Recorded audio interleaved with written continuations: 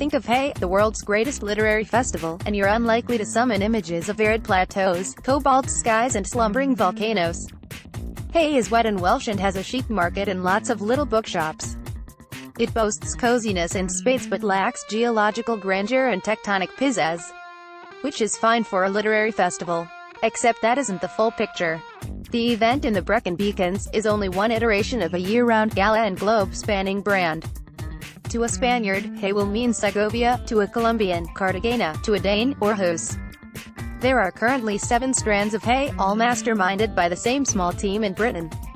Hay Wales may remain the biggest draw, attracting a wide range of literary galacticos, but these satellite occasions are burnishing the festival's reputation.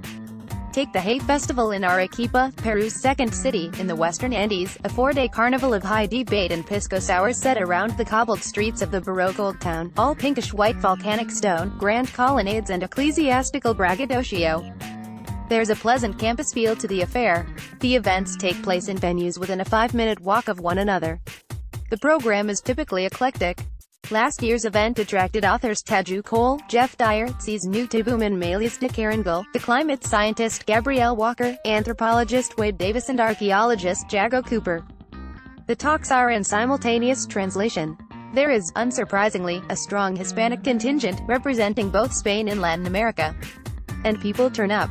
The halls are packed, the audiences skew young, and as with all Hay events, tickets are free for students.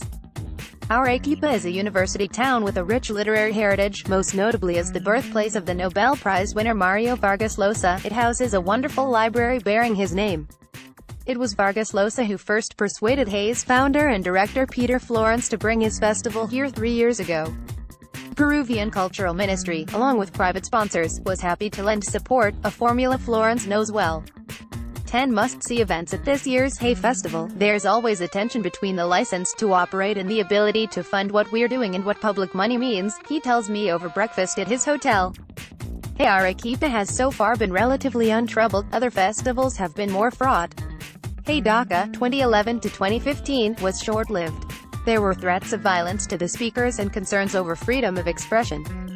Hay Budapest, begun in 2012, was going well until a government apparatchik suggested, as a funding incentive, the removal of Jews and homosexuals from the program.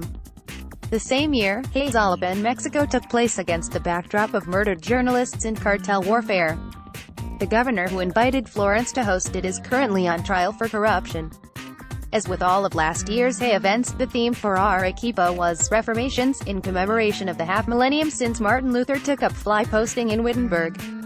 Environmental perspectives featured strongly. In 2018, for obvious reasons, it's Armistice. Confirmed speakers for Wales include Margaret Atwood, Philip Pullman and Marina Warner, who will consider the theme in the context of dystopias and resistance to them. Armistice will be particularly resonant at the forthcoming festivals in Mexico and Colombia, the former still locked in a state of narco-war, the latter slowly emerging from a half-century of internecine conflict. It's not just about peace treaty, says Florence. It's much closer to the idea of the way of living in settlement and peace. Hay is more than a literary festival. It's beginning to resemble something closer to cultural diplomacy.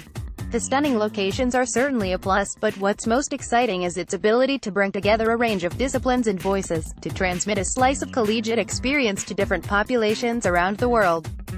Hay Festival runs from the 24th of May to the 3rd of June. HayFestival.com like this. Now read, 10 must-see events at this year's Hay Festival, GQ Guide to the Best Festivals in the World 2018, the greatest year in British theatre.